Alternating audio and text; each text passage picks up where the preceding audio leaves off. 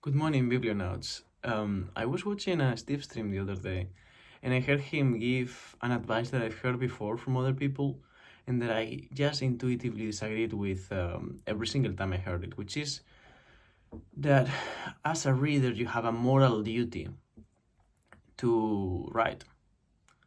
Now, I've been a writer since way before I was a reader, and for me to become a reader was a process of emancipation from writing, in the sense of I realized that if I ever wanted to write anything of value, of value to me, um, I needed to stop that, because I not only wrote books, and not I mean books. I not only wrote like very long manuscripts, and participated in the collaborative books with other people and everything by like the age of 15. But as a teenager and post-teenager, I had a big audience to listen and read my poems, which not only affected my ego but also my capacity to write something that is really worth reading. My first poems were true and honest and raw. And at some point, I realized that my poems became show business, which is fine. I I think that that is definitely an issue, something that can be done. And I had a lot of fun writing poems that were just fun to watch in performances that I would give in different places in all over Spain, really. Um, However, I wanted more. I wanted to write books. I've always wanted to write books. I've always considered myself a writer more than anything else. Like of all my of all the practices I do and all the things I love, writing is the one thing that I've always sort of like put before anything else. And that means that like I never really stopped writing, but for maybe for a year I did stop writing when I had this realization, and which was pretty much at the same time as I had the realization that I needed to leave and any environment in which I knew anyone, and I started a long trip that took me. This is very much the end of that trip. Like me here in the UK, I left I left when I was 18, and I'm 26, and I arrived in the UK when I was like 23, I think. And in that stretch of time, I lived in multiple countries and had multiple jobs. I mean, I've been working since I was 15, so that's from before. But my point is that somehow I stopped um, sending uh, creative input into the world. I stopped writing. I stopped not so much writing again as to sharing what I write, as writing for others. I kept writing, like I kept a travel journal. I wrote poems here and there, but I no longer did it with the burning intensity with which I used to write day and night for a good period of time of a couple of years. So in a sense, I became less of a writer when my goal was always to be a writer, and I feel like that definitely made me a better writer. I look back into poems I wrote as a teenager, and in some ways they might be good because they are very raw. You know, they are the poems of a teenager. I think some of them, with some editing, could be really good poems, and someday I'd like to publish them because I have more than 1,000 pages of poems that I have. Like I've gone through them a long time ago and a while ago, and I was at it.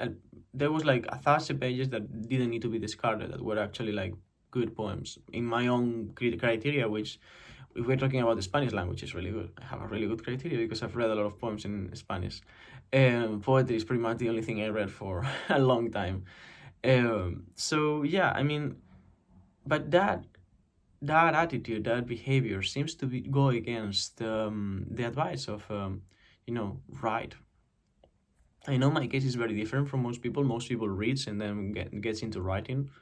I wrote as an escape from many things that I'm not gonna be talking here now, but like I wrote because it was my only way to make thoughts make my thoughts appear into the world without having any sort of like repercussions. um so yeah, I I've just been thinking, because for a long time I've not only intuitively disagree but very vocally said that, like, if you think you want to write, don't write. If like I've been giving exactly the opposite advice that Steve gives, which is just write, right?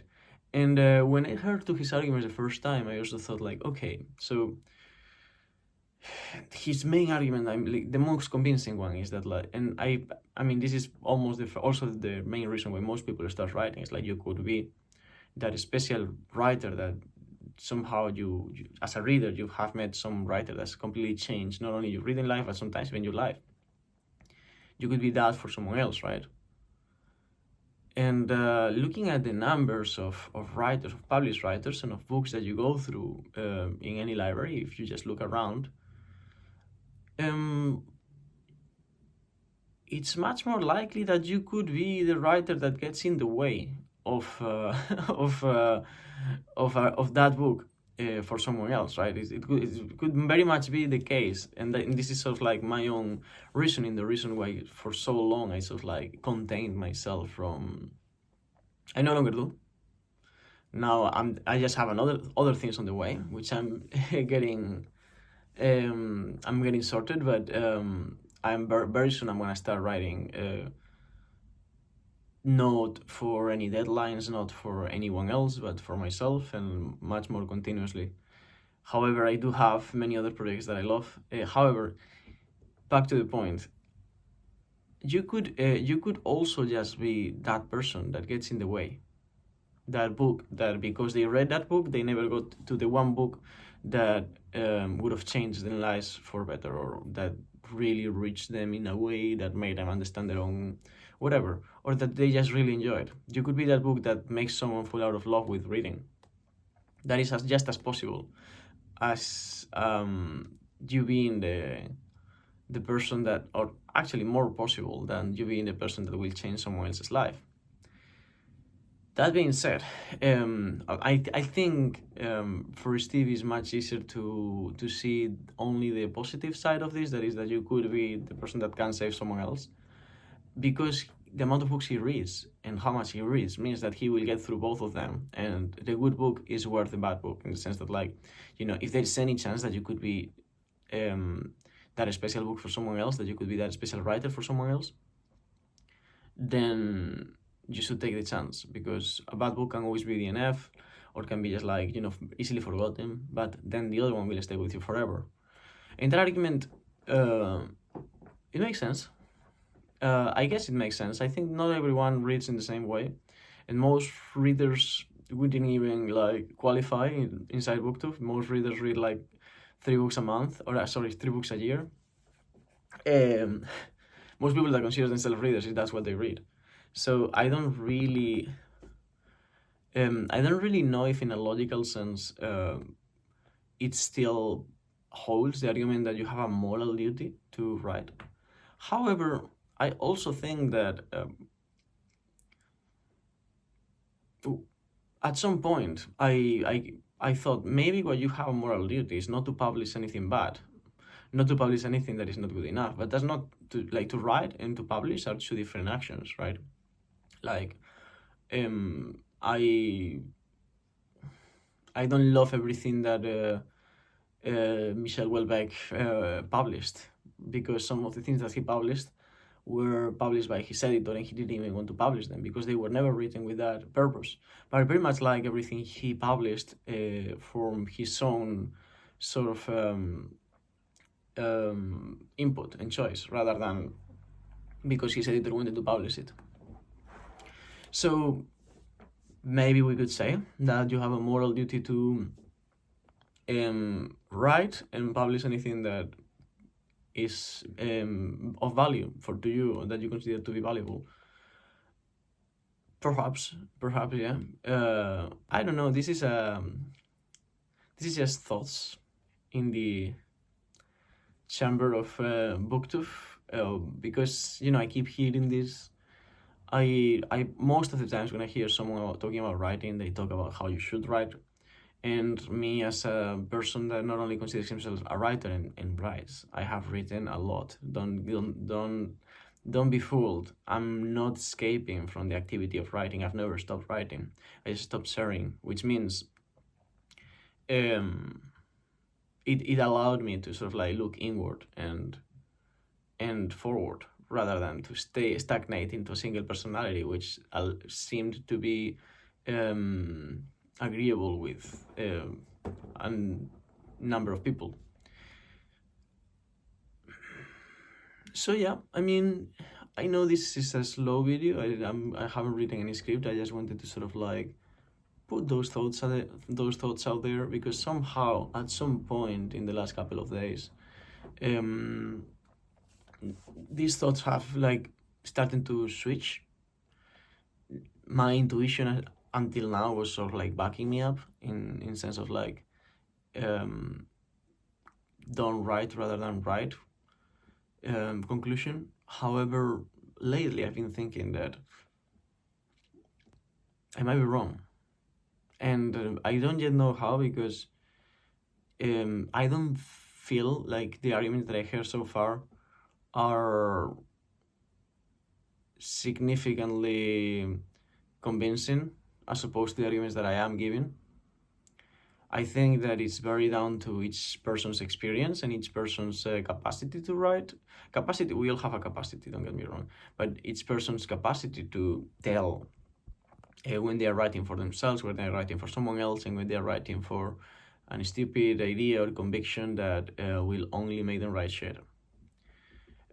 I don't like how this is going. I am starting to lose the plot on this video, but I think I might need to retract myself in terms of my previous claims of telling people not to write because they could get in the way of really good books, since there is quantitatively a lot more bad books than good books that have been written. And therefore, we should give priority to the books that are good, but at the same time, some of the books that are very good took an enormous amount of effort and required an enormous amount of encouragement to those writers in order for those books to be written. And I would not want to be the person that gets in the way of like someone writing a great book, because if I look back, I have, and I think Oblivion is probably the final, like the thing that changes here, because I only remember those two types of books: the books I liked in some way, and the books I hated. The books I hated taught me something because they didn't leave me indifferent. In the books I loved, the books that actually were good books to my own understanding of the world, the books that in some way got inside through my skin, those books I remember very clearly, right? But I've read a lot of books for someone my age that's only been reading for a few years in terms of like consistently. And I've already forgotten a few of those books, right? Some others I haven't forgotten because I thought I should think about them before making a final judgment on what I think about those books. An example of that is The Catcher in the Rye. I didn't like that book, but I chose not to forget it because I feel like maybe I should read one more time before completely discriminating it as a book that I consider to be good. I thought it was bad. I didn't like it. But generally, what's happened is that all of those books that I read that didn't mean anything to me, that didn't have any literary or personal or philosophical value, I just forgot them. They don't occupy any space on my head. They don't. They are not bricks that are sort of like creating a wall between me and other new books. So in that sense, they don't really get in the way. They just took some time, and that is the time that I chose to give to them. So I think that to tell you not to write, and now I think I finally got the plot again. I think that to tell you not to write because you could be getting in the way of someone finding a good book is actually this is self-critic. Don't you won't see this very often in this channel, but this could be a bit stupid because it's very paternalistic. Yeah, I think that's probably the way to say it. It's quite paternalistic. It's basically to look at the reader as like someone who's like trapped in a chamber, just like in the Clockwork Orange, not being able to tell what's good from what's bad, what they want from what they don't want. And I wouldn't gonna be that kind of advice to anyone. So not that anyone is here for my advice, but I'm just sort of like putting it out there that I've changed my mind. I no longer think that you should not write. I think that you should definitely take very seriously the activity of writing, especially if you ever pretend to publish or share what you write with someone else. I still think that, because if you can be better, you should in any way.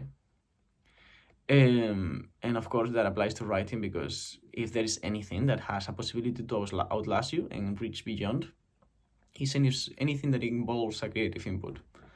So that is the underlying premise of my conviction on not to write, that I think was correct. However, the conclusion was completely flawed because I was ignoring a very important aspect, which is the agency of the reader. And that is my realization.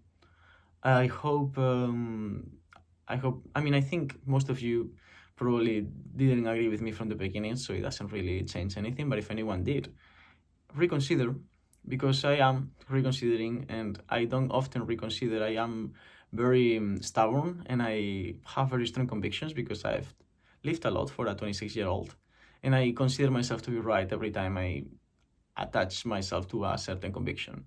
So if I have changed my mind, you also can change your mind. Have a nice day, and I'll see you on the other side.